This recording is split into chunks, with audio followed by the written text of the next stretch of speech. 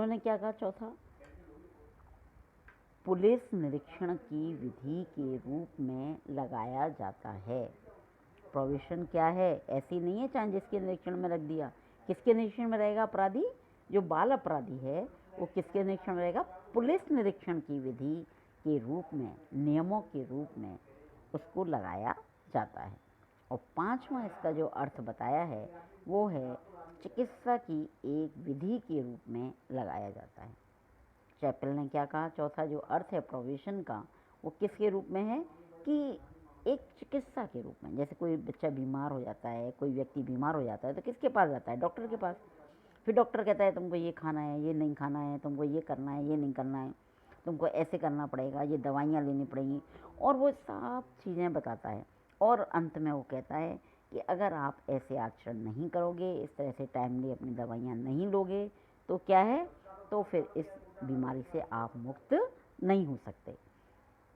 ठीक उसी प्रकार से प्रोविशन में जो अधिकारी बाल अपराधी जो व्यक्ति होता है उसके ऊपर लगाया जाता है तो वो ऐसे ही कुछ निर्देश पारित करता है। उन निर्देशों के अनुसार उस बाल अपराधी को अपना व्यवहार करना होता है। तो इन सब पांचों अर्थों के आधार पर चैपल के अनुसार दो तत्व होते हैं। पहला है शक्ति और दूसरा है सहानुभूति। दो ही मुख आ रहे हैं तत्व। ये पहला है शक्ति और दूसरा है सहानुभूति। शक्ति क्या है? इसके अभाव में प्रोविशन नामक संस्था का उद्देश्य ही समाप्त हो जाता है। इसके माध्यम से दो लाभ होते हैं। अगर हम इसको शक्ति को यहाँ पर नहीं देखेंगे तो नहीं, तो कोई काम नहीं करेगा।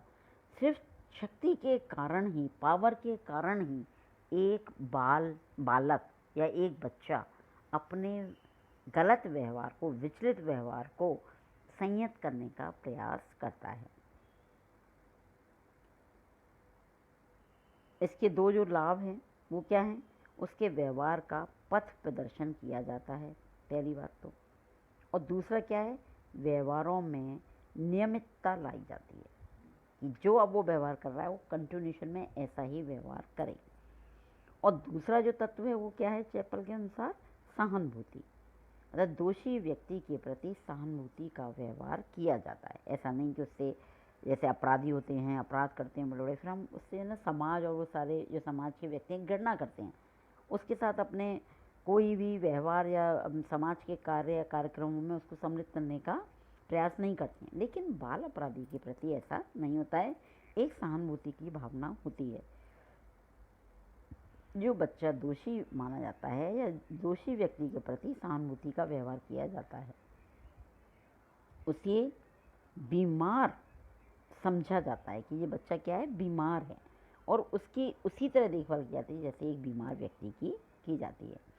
और इसी सद्भावना और सहानुभूति के माध्यम से दोषी की ठीक रास्ते पर लाने का प्रयास किया जाता है। जो दोषी है वो सही मार्ग पर आ जाए, प्रोबेशन काल पीरियड में या प्रोबेशन काल में उसको सही मार्ग पर लाने का प्रयास किया जाता है।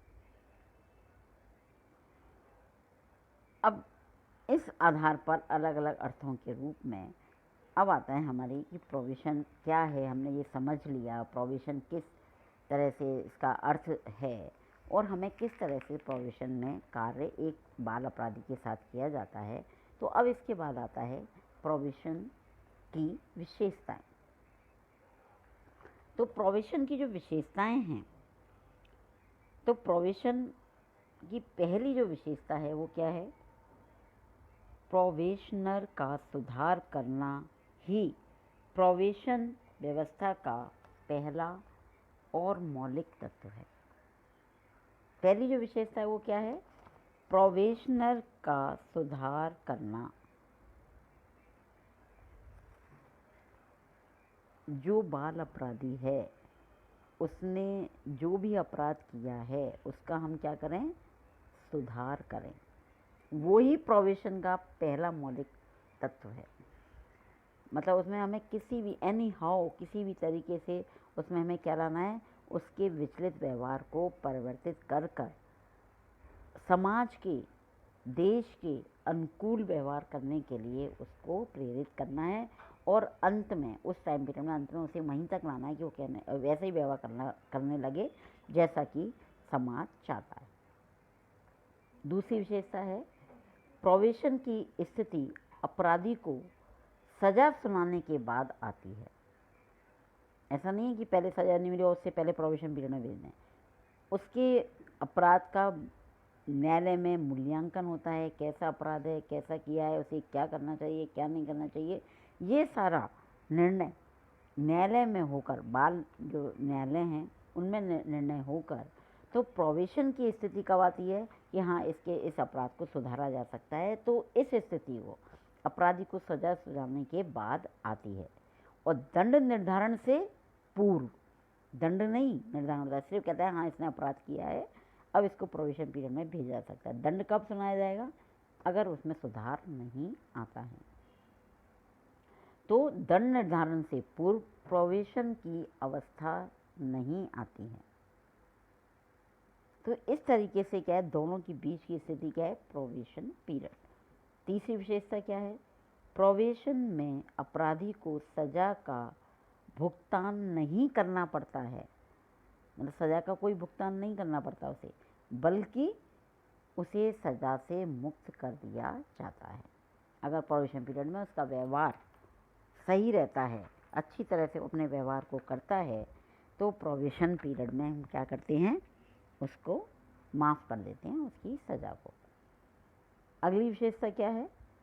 सज़ा से मुक्त करने के बदले में अपराधी से अच्छा आचरण बनाए रखने की आशा की जाती है। कोई पैसा नहीं दिया जाता या उसे कोई भी काम नहीं करना पड़ता,